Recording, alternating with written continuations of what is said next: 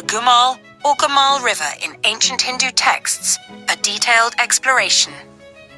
Today, the name Gomal evokes a landscape inseparably linked to the Pashtun tribes of Waziristan, the Jahob region, and Dera Ismail Khan, a territory defined by a rich and powerful Islamic and local Saraiki, Pashtun culture dominating the area for centuries. However, to understand the river's presence in ancient Hindu texts requires a leap of historical imagination. We must envision a time over 3 millennia ago when this very geography, the Gomal Pass and the Gomal River Valley, was inhabited and revered by a people with a wholly different cultural, linguistic, and spiritual outlook. These were the early Indo-Aryans, the composers of the Rigveda. They were a pastoral, semi-nomadic people who spoke an early form of Sanskrit and practiced a ritualistic, nature-venerating religion that would evolve into Hinduism. Their world was centered around sacred rivers, cattle wealth, fire sacrifices, and a pantheon of deities like Indra and Agni. The Gomal Valley was not a frontier of the modern nation-state, but a core region within their sacred land of the 7 rivers, Sukta Sindhava. For them, the river was not Gomal but Gomati, a Sanskrit name imbued with their deepest values. The Gomal River, also spelled Gomal or Gomal, is a 400 kilometers long waterway that originates in the mountainous eastern reaches of Afghanistan's Paktika province, flowing southeast through the historic regions of Ghilzai Pashtun territory and into Pakistan, where it ultimately joins the Indus River south of Dera Ismail Khan. In ancient Hindu scriptures, this river is primarily known by its Sanskrit name Gomati, Gomti, an appellation rich in meaning. The term is derived from the Sanskrit word go, which has a dual signification. It can mean both cow and water source. Thus, Gomati translates to full of water or abundant in cows, each interpretation reflecting vital aspects of Vedic culture, prosperity, nourishment, and sacred vitality. This river is an integral part of the northwestern riverine landscape, a region that fundamentally shaped early Vedic geography, cosmology, and societal development. Its mention provides crucial evidence for tracing the migration and settlement patterns of the Rigvedic people from the highlands of Afghanistan to the fertile plains of Punjab. References in the Rigveda, c. 1500 and 1200 BCE. The Rigveda, the oldest extant Indo-Aryan text, serves as the primary and most authoritative source for the river Gomati. It is firmly situated within the geographical concept of the Sapta Sindhava, Spitsund VH, the land of the 7 rivers, a core region that extended from eastern Afghanistan to the Punjab. The Gomal was one of the westernmost rivers of this system. A. The Nadistuti Sukta, Rigveda 10.75. This hymn of praise to the rivers is the most critical geographical hymn in the Rigveda. It lists 21 rivers in a generally west to east order, invoking their blessings. Verse 6. This verse explicitly names the Gomati. The relevant line is often translated as, O Sindhu, Indus, O Gomati, O Sarayu, O Mesa, O Arjakia, with the Krumu, Kurram, hear my call. The Gomati is listed alongside the Kabul River, the Krumu, Kurram River, and the Sindhu itself. This grouping definitively places the Vedic Gomati in the trans-Indus region of present-day Pakistan and Afghanistan, corresponding to the ancient regions of Gandhara and Arakosha. Significance of the sequence. The hymn's order suggests the poet's perspective from the west, looking eastward. The inclusion of Gomati among the first-named rivers underscores its importance as a western tributary to the Indus system, marking the frontier of the Vedic world. The hymn's purpose was to seek the river's divine favor for prosperity, protection, and fertility for the people and their cattle, a direct link to the river's name. B. Other Rigvedic hymns. Rigveda, August 2430. This verse invokes the Gomati in a ritual context, possibly linked to the god Indra. Indra, the king of the gods and a warrior deity, is often associated with battles against demons, Dasyus or Virtras, on riverbanks. The mention of Gomati here may allude to mythical or historical conflicts in the region, symbolizing the establishment of Vedic, Arya order in the river's territory. Rigveda 6, 27.6. This verse mentions a river called Yavyavati. Many scholars, including the eminent Indologist F.B.J. Kuiper and later Michael Witzel, identify the Yavyavati with the Job River, a major tributary of the Gomal. This reference reinforces the detailed knowledge the Vedic people had of the entire hydrological network of the region, not just the main river channels. See Scholarly Identification and Linguistic Analysis. The identification of the Vedic Gomati with the modern Gomal is robust, based on 1. Phonetic evolution. The Sanskrit Gomati naturally evolves into Prakrit Pali Gomat or Gomad, which in the local Pashto and Persian linguistic milieu becomes Gomal. This is a standard phonetic shift, loss of final I, hardening of T to D to L. 2.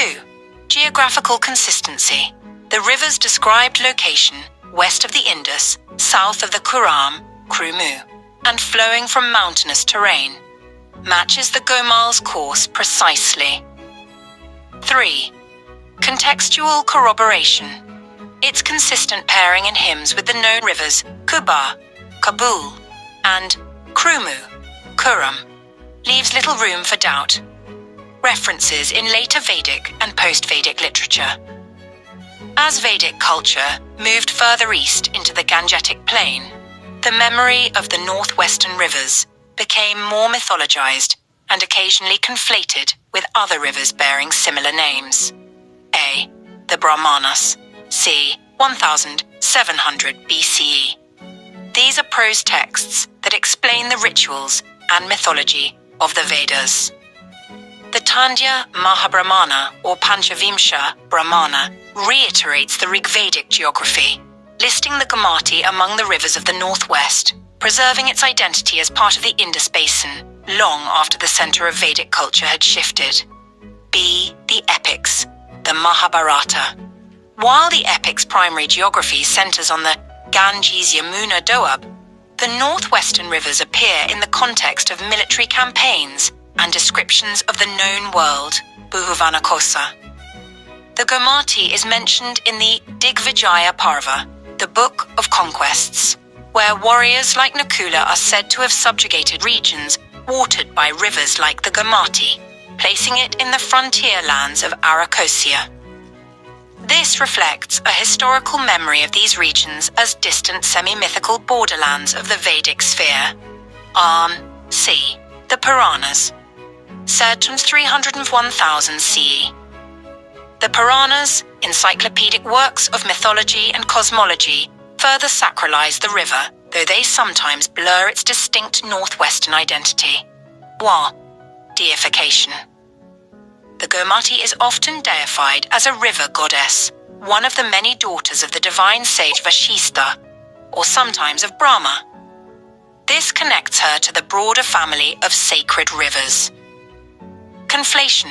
A significant challenge arises because there is another, more prominent sacred river named Gomati, in Uttar Pradesh, India, which flows past Lucknow. Later Puranic texts and medieval digests of sacred geography, theatre literature, sometimes conflate the two. However, careful reading shows the original northwestern Gomati retains its distinct identity in texts like the Vamana Purana and Matsya Purana, which list it among the rivers of Prabhasa, the western region, or as a western tributary of the Sindhu. Ritual significance. Texts like the Skanda Purana and Devi Bhagavata Purana extol the virtues of bathing in sacred rivers. While the Ganges is supreme, bathing in the Gomati of the West is said to confer merit, cleanse sins, and grant prosperity, echoing its Rigvedic associations with abundance. Go. Cultural, economic, and geographical significance. A. In Vedic cosmology and society. The Gomati was not as central to Vedic mythology as the Sarasvati or the Sindhu, but it represented a critical boundary and a source of sustenance. Its name itself was a blessing. A river abundant in cows meant it supported the pastoral agrarian economy that was the bedrock of Vedic society. Its waters were seen as life-giving and purifying, a gift from the gods. B. Historical geography and migration. The river's mention is a key marker for historical and linguistic scholarship. For scholars like Michael Witzel, Harvard University, the sequence of rivers in the Nadistuti Sukta provides a virtual map of the early Indo-Aryan movement from the Afghan highlands, where rivers like the Sarayu may refer to the Herat River, into the Indian subcontinent. The Gomati lies in the middle of this path, indicating a well-established presence in the region during the Rigvedic period. War C. Ancient hydraulic engineering. The Gomal Valley has historically supported agriculture through a unique floodwater harvesting and irrigation system known as the Rod Kohi, or simply Kohi system. This involves capturing and channeling the sporadic but powerful seasonal floodwaters from the mountains to fertilize and irrigate fields.